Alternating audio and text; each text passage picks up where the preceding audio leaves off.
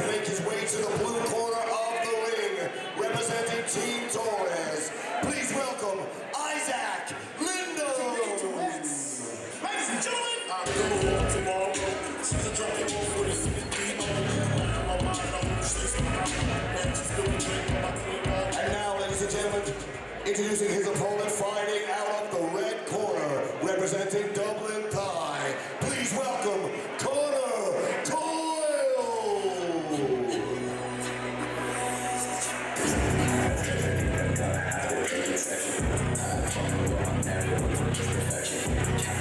This is a traditional head garment that is said to protect the Thai boxer. And you will have seen, some people may have seen this floral arrangement around the neck and pratchettes that maybe go around the biceps. These are all Buddhist Thai boxing traditional garments to protect the fighter. And we'll see this more so as we get into the pros as well. Sure, both guys happy to get in close range. Frenetic pace being started in the clinch by both men. We could see Linden naturally curving inwards, leaning his body weight in, which is what you have to do if you want to be aggressive in the clinch. That is the first real uppercut I think we've seen tonight, thrown with purpose. Very, very nice from Coyle. Yeah, nice hand position, nice positioning with the hands for clinch. And again, the arc at which the knees are being thrown here, that separates it. It's not just that up and down trajectory. Absolutely. It's getting that little curve and clash into it. Yeah, what I am liking is for the first time here we can see in the clinch the guys intricately moving their hands, what we call full tie clinch. What they're aiming to get is both hands around the neck to pull in, and they'll both jostle for position, but we can even see them maneuver the hands to try open it up in the middle. So this is a very close range fight. Both guys happy to get in close. So they're obviously quite confident in their clinching and close quarter combat.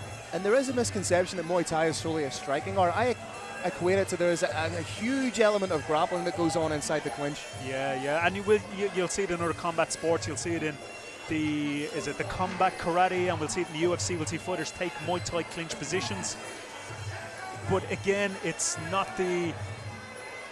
Depending if you got two technicians, it's fantastic. If you have one person that's just a powerhouse against a technician, it's very easy to make the technician look very average. Both these fighters more than happy to duke it out in the clinch and in close quarters. Linden, for me, just ever so slightly more the aggressor. But just as I say that, it's a beautiful leg kick from Coyle. Again, nice hand movement on the inside. Hands to knees. Nice check. I'd like to see the kicks when we're in that close, what I'd call a sharp shin, a 45-degree kick up to be able to pull back. We don't have time for that big, what we'll call the alligator kick. Yeah, we don't have that space. So this is the first fight now, I suppose we've seen. Never really allowing your opponent to settle into believing that they know what you're going to do. Keep them guessing. Absolutely. All the great fighters change their ingress, how they approach the attack.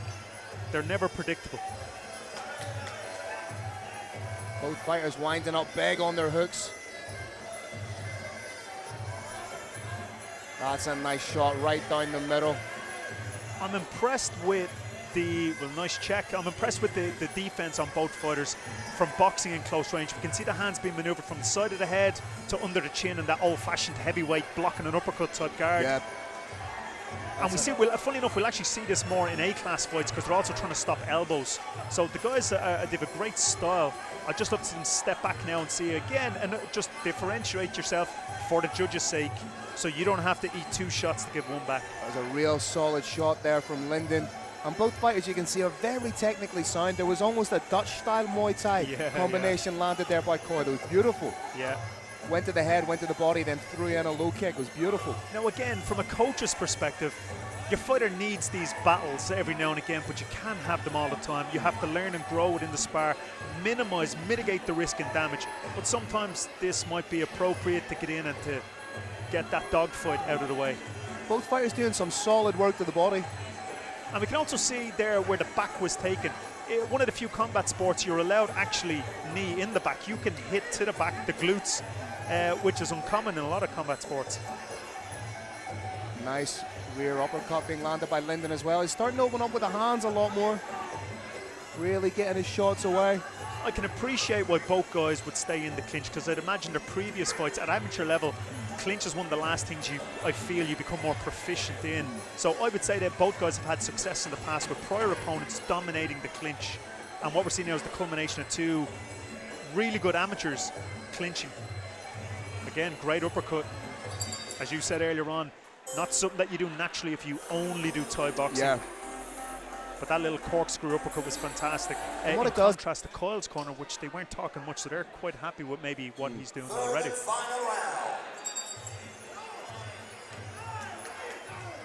I'd imagine the simplest thing Linden has been told is just go forward, because a clincher can always smother shots from a kicker, or puncher, neither. Again, he's really starting to find his home with the hands here. Has a little bit more of a command over the distance, I believe, as well. Beautiful shot to the body. Fantastic. I love that defensive move. It was almost, as we said earlier, like a K1. Check on the arms, come back with hands. There's even the way he just caught the kick. It's almost as if he pulled his opponent to turn on him and give him that space to hit the body. Yeah, yeah.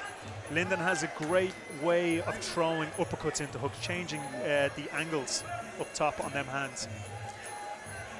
Referee calls for the break, separation. Again, there we go. There's that uppercut. And he rolled a shot as well there, which was very, very nice. There's some heavy mouth breathing there coming out of it's a corner. little bit more of a hybrid style we're seeing here from Linden. Yeah. Not entirely strict Muay Thai, not entirely Western boxing, but blending the elements that he finds works for him. Yeah. This can win you. I've seen a lot of guys with above average clinch and good hands win belts in Thai boxing. You don't always have. It's just the atypical style is to throw lots of kicks and be proficient in all of the 8 weapons. But having good clinch in boxing is a solid foundation. That's a beautiful straight again right down the pipe from Linden. And even in the clinch, you can show that he's comfortable and happy there, because he's not looking for that separation straight away. Absolutely. There's one thing that's certain in both guys' camps, in both of their build-ups to this, they obviously done a lot of clinch, because you will only ever do at the depths of your fatigue. You'll do what you feel natural works for you, and you'll do what you've done in camp. So both guys have obviously done this in camp quite a lot. Final few seconds. Linden just really putting an exclamation point on what has been a fantastic performance. And I suppose another thing to note, if people are watching at home and keeping score, for every match we've seen, again, so far, up to this point, has been unanimous. So what that shows is a great continuity and the high skill level of the judges outside of the ring scoring this. Ladies and gentlemen, after 3 rounds, we once again go to judges' scorecards. All judges scored the bout, declaring a winner by unanimous decision. He's fighting out of the blue corner, Isaac.